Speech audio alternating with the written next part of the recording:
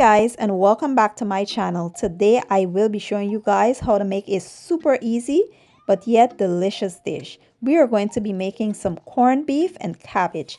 And to get started, here I have my cabbage that I chopped. This is about half of a small cabbage. I have some bell peppers and onions. I have my corned beef. Grace is my favorite, but this is the only one I could find at the store. I have thyme, green onion, cilantro, garlic. I'll be using some sazon seasoning, complete seasoning, black pepper. I'm not using too much seasoning because corned beef on its own has a lot of salt and I don't want to overpower the dish, you know. So I have here some tomato sauce and some sweet soy sauce. So here in my preheated skillet, I went in with about a tablespoon of oil. And now I will be adding my onions, peppers, and I will add my thyme here. Just because it is not a stew I'm cooking, so I have to add it right away so that it releases those flavors and aromatics, okay? And we will let these go for about 3 minutes.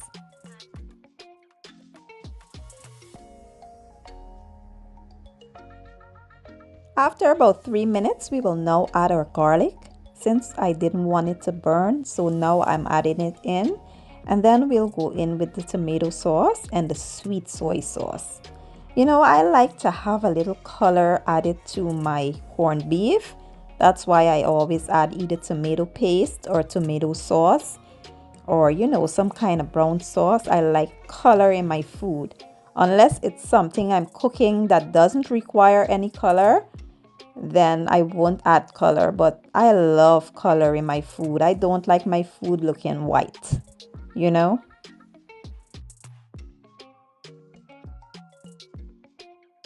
So at this point, all our vegetables are sauteed and we will now add the corned beef. We will mix this well, and you know the heat, as the heat gets on the corned beef, it will melt and it will become, you know, easier to manage. Or you can go in and break it up yourself.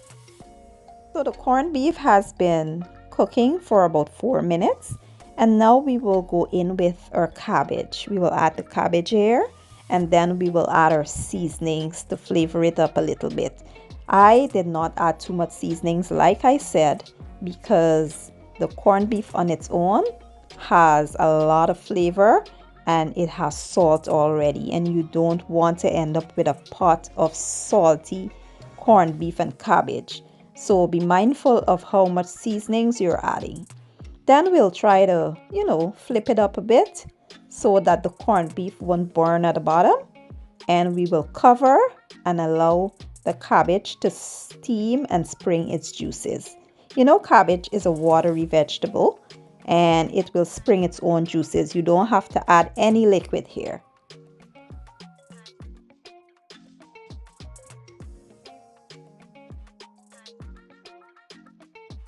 So 4 minutes in, guys, we are now checking our cabbage, and we'll now be able to flip it as we like because, you know, it has shrink and release its juices. And now we will, you know, just give it another stir. And we'll sit the lid back on and let it go for about 2 more minutes. And lastly, we will add our green onions and cilantro. And there you have it, guys. That is how I make a super delicious corned beef and cabbage. Now I will plate this up and I'll be back with the finished product.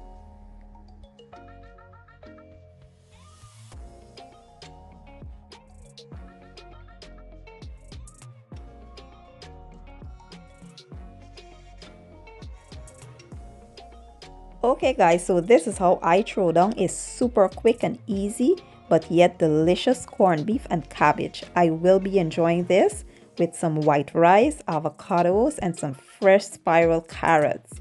Guys, this is such a delicious meal, and I do hope you guys give the recipe a try. If you guys enjoy my video, please give it a thumbs up. That helps a lot. Share it, leave a comment down below. Let me know how you guys cook your cabbage. And don't forget to hit that subscribe button. I will be leaving all the ingredients in the description box, and I will see you guys in my next video. Enjoy!